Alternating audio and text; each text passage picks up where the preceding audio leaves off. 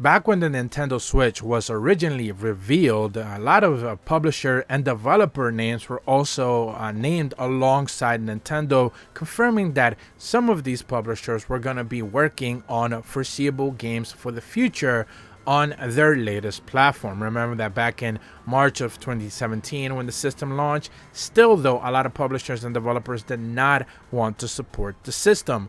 One of them just so happened to be Falcom, and the president of the company, Toshihiro Kondo, recently made some comments that I think are going to make a lot of players of the Ys franchise very happy, not only because he is already teasing a new entry into the franchise in the near future, but also brings some quotes to confirm basically why Ys Nordiques or Ys X Nordiques, the latest entry that just recently released about a month or so ago, was developed in tangent, not just for PlayStation consoles, both PlayStation 4 and PlayStation 5, but also the Nintendo Switch as well, and seemingly that every game going forward into the future will be following suit as well.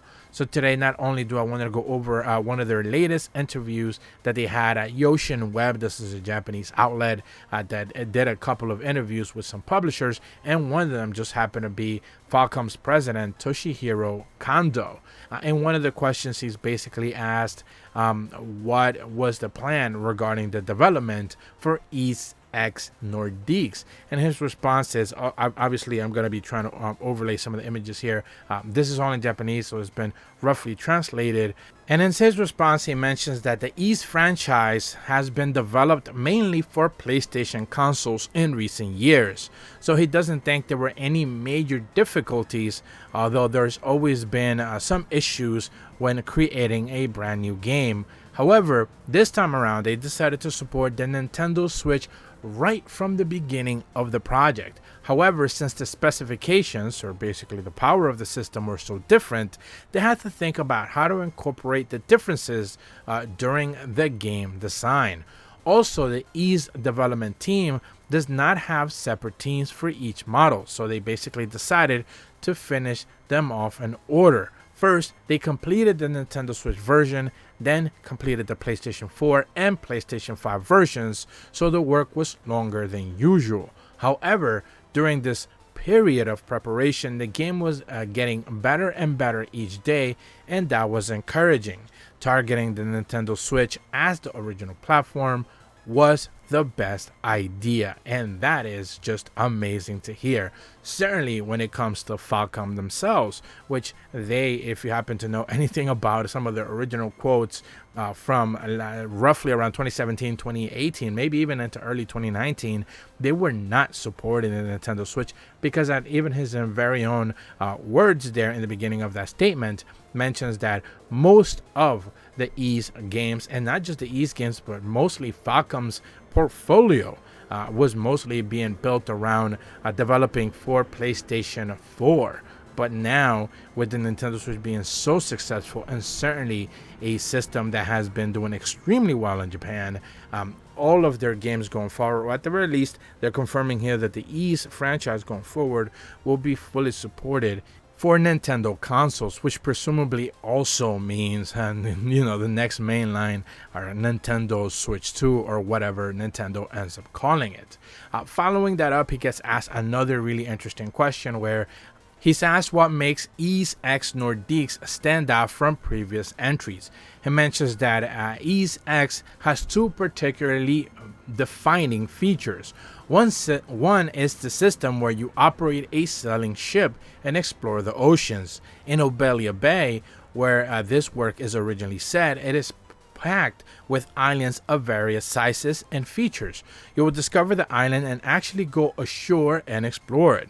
While there are islands that require explorations, there's also many islands that players can explore in their very own. It is also packed with never before seen elements, such as naval battles with enemy ships and battles in which you board an enemy attack to basically take over it. And another big feature is the cross action. Until now, Ys was an action game in which you switch characters between one by one. In Ys X Nordiques, Adol and the heroine Kaya are connected by a mysterious chain that cannot be separated. Therefore, there is a combined mode where you can control both Adol and Kaya at the same time. Use the one-on-one solo mode where you can fight quickly against small fry monsters, but a combination mode where two people can unleash powerful skills and strong enemies that are both offensive and defensive in nature as they both defend and attack together. Enjoy exhilarating and profound cross-action and item-defining experiences as you take down enemies, switching between any of the two modes. So that's basically their biggest push for the game, and something that seemingly the developers are very proud of being able to accomplish. But basically going back to them confirming that subsequent sequels will be making their way out, presumably at some time in the future. They do specifically mention that while they don't have anything to announce at this point in time, more information will be revealed at a later date for their latest entry. So basically they are confirming that yes, indeed, there will be a follow-up to East X Nordiques, which again, it already released in Japan, but I don't believe the Western release has been confirmed as of yet, or at the very least the release date. We do know it's coming, it just hasn't been officially released yet. So at the very least we should be looking at a 2024 summer or spring release for the English version of the game. I know I've done a couple of 10 features videos where they basically confirm a couple of new interesting features, and this time around not only are they confirming a brand new entry, but at the same time we're also basically getting the confirmation that the Nintendo Switch is going to continue to be a viable option for Falcom and many developers and publishers, because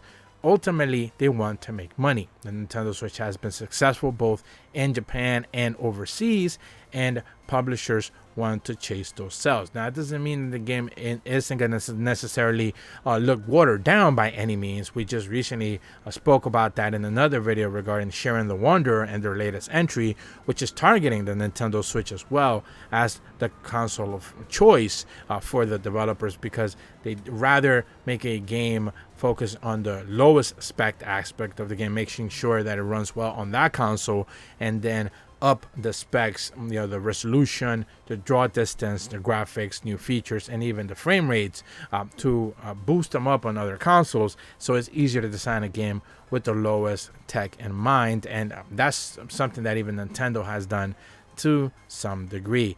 But that's about all the information that I have for you guys today regarding the latest Ys news for a new entry to the franchise, and more importantly, how the Nintendo Switch is shaping up to be basically the console target of choice for Falcom going forward. If you're brand new to my channel, be sure to leave a like and subscribe. Hit the bell to receive notifications when the videos go up. And as always, thank you so much for watching.